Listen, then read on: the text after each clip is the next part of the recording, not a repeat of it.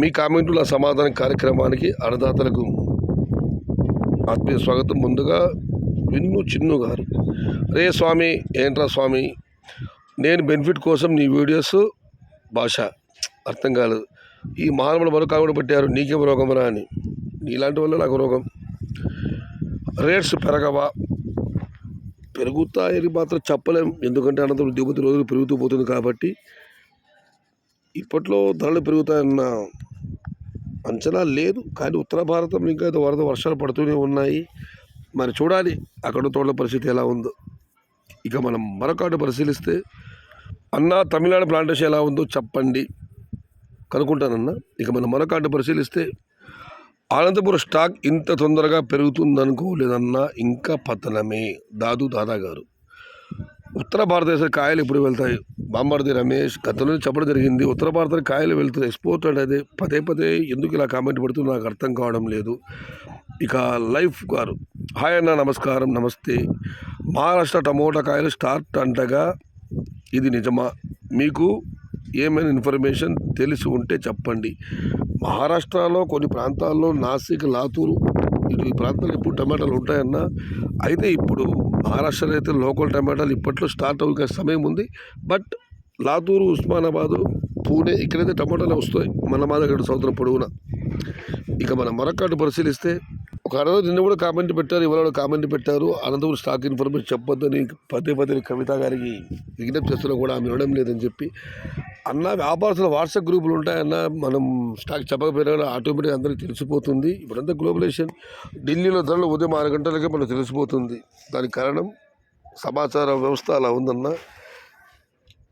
ఏదేమైనా Anantapuram stock information దాచిపెట్టినంత మాత్రాన తతిమ మార్కెట్లో ధరలు పెరుగుతాయని అనుకోవడం మాత్రం అది భ్రమ. ఇక నాగరాజు గారు, ఆల్రెడీ ఇండియా మొత్తానికి ఎక్స్పోర్ట్ అవుతుంది ఇంకా నెక్స్ట్ 20 రోజుల్లో అని అనుకుంటున్నాను.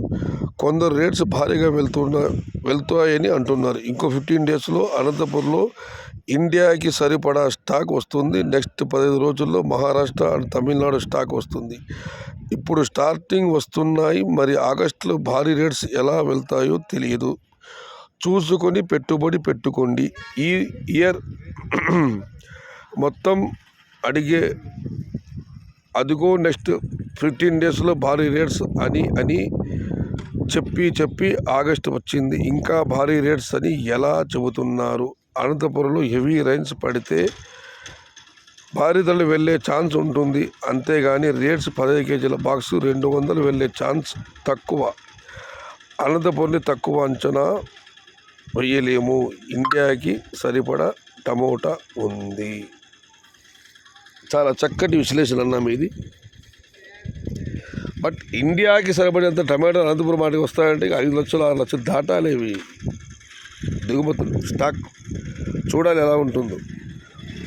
మీ కామెంటు నా సమాధాన కార్యక్రమం ముగించే ముందు, ఈరోజు బెంగళూరు నుంచి బెంగళూరు జిల్లాకు ఫోన్ వచ్చింది. చాలామంది లోన్లు తీసుకుంటూ ఉంటారు. ఆల్రెడీ ఏదో ఒక నెంబర్ ఇస్తారు, మన నెంబర్ పని చేయకపోతే. అయితే ఒక అన్నదాత పేరు చెప్పను, ఫోన్ నెంబర్ కూడా నా దగ్గర ఉంది. నా నెంబర్ ఆల్రెడీ ఇచ్చారు. ఇంతకుముందు 3 నెలల క్రితం కూడా ఇలాగే ఒక ఆయన యూట్యూబ్లో ఆ నెంబర్ చూసి ఆల్రెడీ నెంబర్ ఆయన నాకు కాల్ చేయడం జరిగింది. మీకు తెలిసి ఉంటే చెప్పండి, ₹1,00,000 తీసుకున్నారు, ఎఫ్ఐఆర్ నమోదైందని చెప్పి. నేనైతే అన్నదాతకు ఫోన్ చేయలేదు.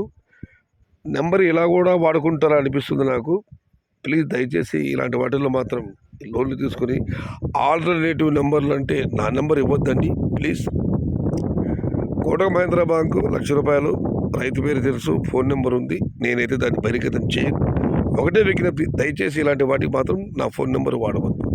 ఇది ఈరోజు మీ కామెంట్లు నా సమాధానం కార్యక్రమం.